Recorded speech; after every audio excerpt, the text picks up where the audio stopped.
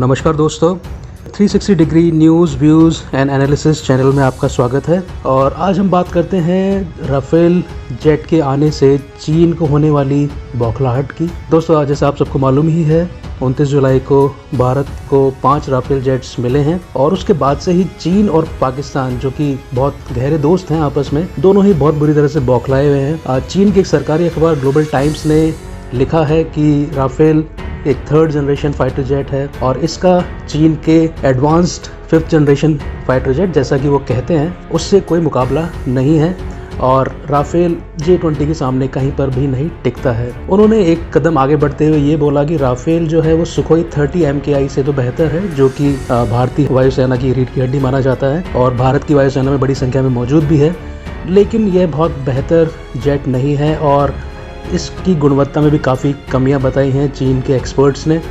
चीन के एक्सपर्ट्स ने बोला कि राफेल की सीमित तकनीकों की वजह से इसकी तुलना किसी तीसरी पीढ़ी के लड़ाकू विमान से की जा सकती है और J-20 के सामने तो ये कहीं पर भी नहीं टिकता है। तो इन चीज़ों पे थोड़ा हम आज डिस्कस करेंगे आगे। और चीन के जितने भी दावे होते हैं वो अधिकतर खोखले होते हैं, उनमें कोई तथ्य नहीं होते हैं, वो केवल एक प्रोपेगेंडा चलाते हैं। उनके इस प्रोपेगेंडा को ध्वस्त किया है भारतीय वायुसेना के पूर्व प्रमुख air chief marshal BS Dhanoa साहब ने। उन्होंने चीन को जवाब देते हुए कहा है कि J-20 में ऐसा कुछ भी नहीं है कि उसे 5th जनरेशन फाइटर जेट कहा जाए। उन्होंने चीन से सिर्फ 2 सवाल पूछे हैं। पहला सवाल ये है कि J-20 के अंदर कनार्ड्स क्यों लगाए गए हैं। आपकी जानकारी के लिए मैं बता देता हूँ कि कनार्ड्स किसी भी फाइटर जेट में एक स्मॉल विंग सेक्शन होता है जो मेन विंग्स होते हैं किसी भी फाइटर जेट के, उससे आगे लगाए जाते हैं फ्यूसलाज के लगभग बीच के हिस्से में। और इनको लगाने का एक पर्पस होता है कि इससे आपके फाइटर जेट को एक एडिशनल लिफ्टिंग कैपेबिलिटी मिलती है और उसके अलावा आपका एयरक्राफ्ट थोड़ा स्टेबल होता है और उस पर कंट्रोल ज़्यादा बढ़ जाता है पायलट्स का।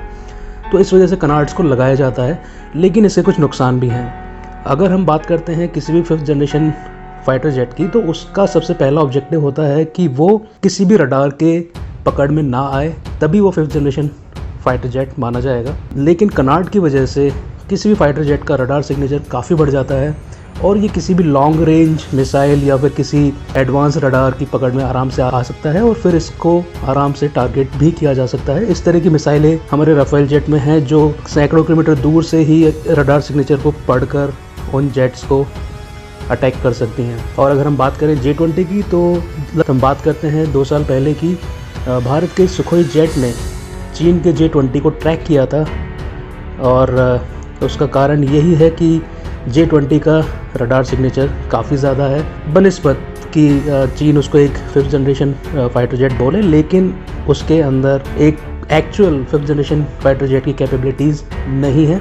अगर हम बात करते हैं अमेरिका के 5th जनरेशन फाइटर जेट्स की, जैसे F-22 रैप्टर या फिर F-35 की, तो उनकी अगर आप डिज़ाइन को देखेंगे तो उनमें आपको कहीं पे भी कनार्ड्स नहीं मिलेंगी और इसी वजह से उनको रडार पे कैप्चर करना बहुत ही मुश्किल होता है। धनोआ साहब ने एक दूसरा सवाल दागा है चीन को। उन्होंने पूछा है कि चीन अगर J-20 को एक 5th जनरेशन फाइटर जेट बोलती है तो वो ये बताए कि यह जहाज़ सुपर क्रूज़ क्यों नहीं कर सकता।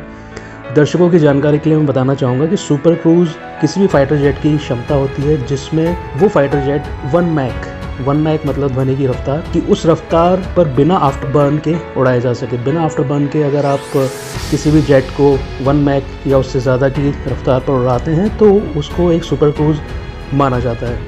और यहाँ पे सबसे ख़ास बात यह है कि हमारा जो राफेल जेट है उसमें सुपर क्रूज़ की क्षमता है और उसमें लगे हुए रडार सिग्नेचर्स दुनिया में सबसे अच्छे सिस्टम्स में हैं। और धनोआ साहब ने एक कदम आगे जाकर ये भी बोला है, उन्होंने चीनी हथियारों और चीन की टेक्निकल कैपेबिलिटीज़ पर सवाल उठाया है। उन्होंने पूछा है कि चीन के फाइटर जेट्स अगर इतने ही अच्छे हैं, इतने ही एडवांस्ड हैं, तो बालाकोट स्ट्राइक के अगले दिन जब पाकिस्तान ने भारत पर अटैक करने की कोशिश की थी और भारत की एयर स्पेस में भी पाकिस्तान के जेट्स घुसे थे, तो धनोआ साहब ने पूछा है कि उस दिन चीन के JF-17 जो फाइटर जेट्स हैं उनको पाकिस्तान ने इस्तेमाल क्यों नहीं किया, उन्होंने केवल F-16 को ही इस्तेमाल क्यों किया। इसका एक बहुत बड़ा कारण है कि पाकिस्तान को भी ये मालूम है कि चीन के JF-17 की लिमिटेड कैपेबिलिटीज़ हैं, उनकी क्षमताएं काफ़ी सीमित हैं और इसी वजह से उन जेट्स का उपयोग वो केवल एक सपोर्ट सिस्टम की तरह करता है। उसके मेन अटैक फाइटर F-16 थे और JF-17 दूर से बैठकर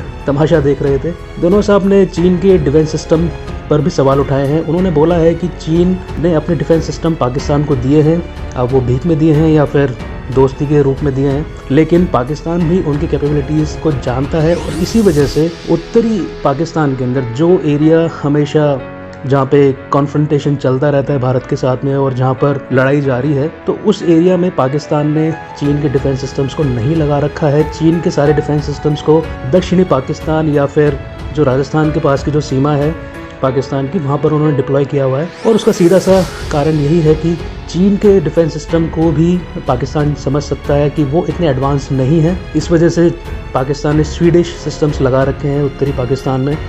इसके अलावा पाकिस्तान के जो JF-17 फाइटर जेट्स हैं उन पर पाकिस्तान ने अलग से यूरोपियन रेडार सेलेक्स गैलीलियो लगाया है और तुर्की से इंपोर्ट किया हुआ टारगेटिंग पॉड लगा रखा है। तो इससे साफ हो जाता है कि चीन चाहे बातें कितनी बड़ी बड़ी करे, लेकिन असल में टेक्निकली वो इतना एडवांस नहीं है जितना उसके बारे में मीडिया वाले बताते हैं या फिर पूरी दुनिया में उसने एक प्रोपेगेंडा चला रखा है। तो ये इन सब चीज़ों से साफ हो जाता है कि चीन बातें बड़ी बड़ी करता है, लेकिन असल में उसमें दम बिल्कुल नहीं है। ये वीडियो देखने के लिए आपका बहुत बहुत धन्यवाद। आप इस चैनल को सब्सक्राइब कीजिए, हमारे वीडियोस को लाइक कीजिए, शेयर कीजिए। धन्यवाद। जय हिंद।